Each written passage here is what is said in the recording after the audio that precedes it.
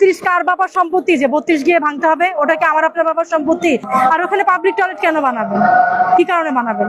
এটা যদি আমাদের জিয়াউর রহমানের মাজার ভেঙে যদি এরকম কথা বলতাম, সেম কষ্ট পেতাম। 32-এর মতো গিয়ে বাংলাদেশের 18 কোটি জনগণ আমাদের হচ্ছে গিয়ে একটা প্রাণের জায়গা, মায়ার জায়গা। এটা শেখ মুজিবুর বঙ্গবন্ধু উনার বাড়ি বলতে না। আমি ছোটবেলা থেকে আমি কালচারাল লাইনে যতটুকু যা করেছি, ওখানে গিয়ে ফুল দিয়েছি, ওখানে গিয়ে হচ্ছে একটা মানুষ মুক্তিযুদ্ধের জন্য কিভাবে ডাক দিয়েছে সমস্ত কিছু আমরা জেনেছি। সেখানে গিয়ে ভাঙচুরের যদি কেউ পক্ষপাতিত্ব করে, তার কি হওয়া উচিত? ওটা তো একটা সরকারি সম্পত্তি। কেন আমরা ওভাবে করে দেখবো যে ওটা বঙ্গবন্ধু শেখ মুজিবুর ওনার নিজের বাড়ি? ওটা তো আমাদের দেশের সম্পত্তি। বঙ্গবন্ধু উনি তো আমাদের সবার আইডল, সবার আইডল না। আপনি পার্সোনালি কেন একজনের খারাপ, যে আমি কি খারাপ না আপনি খারাপ না, আমাদের কারোর মধ্যে কি ন্যাশনালিটি নেই? আমরা সেটা নিয়ে কেন যাব? এই যে বীরঙ্গনাদের যখন নাম বলা হয়েছে, উনি কি বলেছে যে তাদের পিতার জায়গায় আমার নাম লিখে দাও। আপনি কি পারবো আজকে একটা মেয়েকে রেপ করুক, আমি আমার বাবার নামটা কি বসাতে দিব? আপনি দিবেন? আর কেউ দিবে না।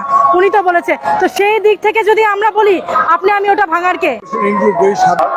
যারা বলেছে যে ওই 32-এর বাড়িটা ভেঙে টয়লেট করা হোক, এটা যদি আমাদের জিয়াউর রহমানের মাজার ভেঙে যদি এরকম কথা বলতাম, সেম কষ্ট পেতাম। আমি আগেই বলেছি আমি কোনো দলের না। 32-এ আমিও গিয়েছিলাম এবং বসে বসে দেখেছি মানুষ কতটা নৃশংসভাবে কতটা খারাপ হতে পারে, এবং মানুষ কতটা পালভার্টেড হলে এবং পালভার্সন তার ভিতরে থাকলে মানুষ এই টাইপের কাজ কারবার করতে পারে। আমি মূলত গিয়েছি, আপনারা জিজ্ঞেস করেছেন এর আগে, আমার প্রফেশন হচ্ছে আমি একজন শিক্ষানবিশ লয়ার, উকিল ব্যবসা। এটার হচ্ছে গিয়ে পেশা বলেন, বাংলায় বলতে গেলে পেশা বলেন ব্যবসা বলেন, সেই শিক্ষানবিশ লয়ার আমি। তো আমি এই জন্য সবসময় কি করি, আমার চোখে যা দেখি তাই বিশ্বাস করি। তো ওখানে গিয়েছি, আমাদের ওইখানকার তাগিদে আসলে আমি গিয়েছি যে আসলে নিজের চোখে গিয়ে দেখে আসি কি হয়। কারণ আমি যখন নিজের চোখে যখন দেখবো, তখন কিন্তু আমার প্রত্যক্ষ দৃশ্য যখন আমি কিন্তু আমার জেনারেশনকে বলতে পারবো কি মিথ্যা কি সত্য। আমি কিন্তু নিউজ দেখে কোনোদিনও বলতে পারবো না। কারণ ইতিহাসকে হচ্ছে এক মুখ থেকে আরেক মুখে বিভ্রান্তিতে মানুষকে ফেলা হয়। এই জন্য কিন্তু আমি সবসময় যাই। আমার এটা যাওয়ারই, এটা হয়তো আমার প্রফেশনের জন্য আমার অনেকখানি সহযোগিতা করে, সেজন্য যাই। তো যেটা আপনি কোশ্চেন করছিলেন যে আমি আসলে যাওয়ার কারণটা বলছিলাম, কারণ ওখানে দুই একটা বাইট আমার যা গিয়েছে, ডিবিসি নিয়ে হচ্ছে এখানে ওনারা বলেছেন আমি নাকি হচ্ছে আমাকে আওয়ামী লীগ থেকে টাকা পয়সা করে আবার ভাইরাল হওয়ার নেশায় গিয়েছি, বিভিন্ন রকম কথা এগুলি বলা হয়েছে। যাই হোক, যারা বলেছে তাদের আল্লাহ হেফাজত করুক। আর 2 নম্বর কথা হচ্ছে, ওখানে যাওয়ার পর যা দেখতে পেলাম, আমি যাওয়ার একটু আগে একটা মহিলাকে হ্যাস্ত করা হয়েছে। কেন রে ভাই, এই বাংলাদেশ তো সবার। উনি ওখানে গিয়েছে, উনি আওয়ামী লীগ করুক যা করুক, উনি গিয়েছে। উনি ওখানে গিয়ে তো ভাই আপনার গলায় ছুরি ধরে নাই। যখন বিএনপি ক্ষমতা ছিল আর যখন হচ্ছে গিয়ে প্রশাসন, ওখানে হচ্ছে প্রশাসন ছিল, প্রশাসন তো ওখানে কোনো ভূমিকা পালন করে নাই। কেন করে নাই? আর্মি ছিল, কেউ তো কোনো কিছু পালন করে নাই। আর 32 কার বাবার সম্পত্তি যে 32 গিয়ে ভাঙতে হবে? ওটা কি আমার আপনার বাবার সম্পত্তি? ওটা তো আমাদের রাষ্ট্রীয় সম্পত্তি। ওটাতে কেন বাথরুম বানানো হবে? কি কারণে বাথরুম বানানো হবে? ওখানে যে বীরঙ্গনাদের যে নামে, বীরঙ্গনাদের পিতার নাম যে ওই বাড়ি, আমরা যে বড় হয়েছি ছোটবেলা থেকে ওখানে দেখে, ওই জায়গাটা আমার কথা পূজার দরকার নাই। ওইটা তো একটা পাবলিক প্লেস। ওই জায়গাটাতে কি কারণে ভাঙা হবে? কারণটা কি? ওখানে গিয়ে আপনারা ভেঙেছেন, আবার বলছেন ফেরেশতা নাকি ওখানে গিয়েছে। কোরআনের কোন জায়গায় ভাঙচুর করা আছে? তাহলে তো আমাদের যে নবী হযরত মুহাম্মদ সাল্লাল্লাহু আলাইহি ওয়াসাল্লাম, উনি তো তাহলে সেই কাটা দেওয়া যে বুড়ি ছিলেন, বুড়িরে বাসায় গিয়ে মেরে আসতে নবী করিম হযরত মুহাম্মদ সাল্লাল্লাহু আলাইহি ওয়াসাল্লাম।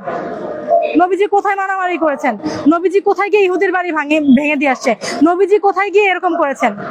আমাদের নবী হচ্ছে মানবতার নবী। আমরা হুজুরকে অনেক ভালোবাসি। দেখেন, আমাদের দেশে যদি মাদ্রাসাগুলি না থাকতো, হুজুরা না থাকতো, আমাদের দেশে যেই পরিমাণ জলোচ্ছ্বাস হয়, আরো হাবিজাবি হয়, এই হুজুরা হাত তুলে দোয়া করে। আমরা এখনো কিছু হলে বাঙালি মুসলিমরা বিশ্বাস করি যা এতিমখানায় গিয়ে টাকা পয়সা দেয়, হুজুর আসছে, হুজুরকে রোজার মাসে খাওয়াবো। আমরা কত ভালোবাসি। ইসলামের সাথে কি আমাদের কোনো বিরোধ আছে? কেন বিরোধ থাকবে? ইসলাম শান্তি ধর্ম। ইসলামে বাংলায় লেখা আছে, হে মানুষ, যে কোনো মানুষ, হিন্দু মুসলমান প্রত্যেকে কোরআন থেকে নিতে পারবে। সেখানে ভাইয়া কিভাবে করে হুজুর হয়ে আপনি গিয়ে এই কথাগুলি বলেন? এই শান্তি ধর্ম ইসলামের মাথায় টুপি দিয়ে দাঁড়িয়ে নিয়ে আপনি কিভাবে করে বলেন যে ইসলামের কোন জায়গায় ধ্বংস আছে? আমাদের মহানবী, উনি হচ্ছে প্রেমের নবী, ভালোবাসার নবী। উনি মানুষকে ভালোবাসতে শিক্ষা দিয়ে গেছেন। আপনি কিভাবে করে আপনি ইসলাম প্রচার করতে যান, আলহামদুলিল্লাহ আপনার ব্যবহারে ইসলাম মানুষ গ্রহণ করবে। ইসলামকে জোর করে গ্রহণের এই ধর্ম? আমার ব্যবহার, নবীজির ব্যবহারে ইসলাম গ্রহণ করেছে ইহুদিরা। এখনো দেশ বিদেশ ইসলাম প্রচার হচ্ছে, কোথায় দেখেছেন মারামারি কাটাকাটি করে ইসলাম প্রচার করছে?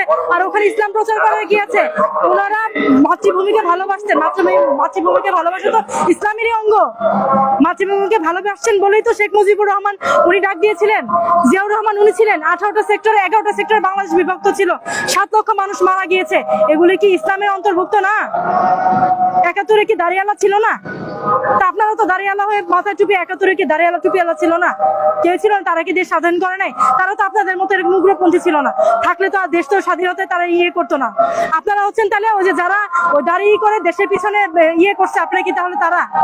আপনারা কেন উস্কে দিচ্ছেন? কি কারণে উস্কে দিচ্ছেন? আর ওখানে পাবলিক টয়লেট কেন বানাবেন? কি কারণে বানাবেন?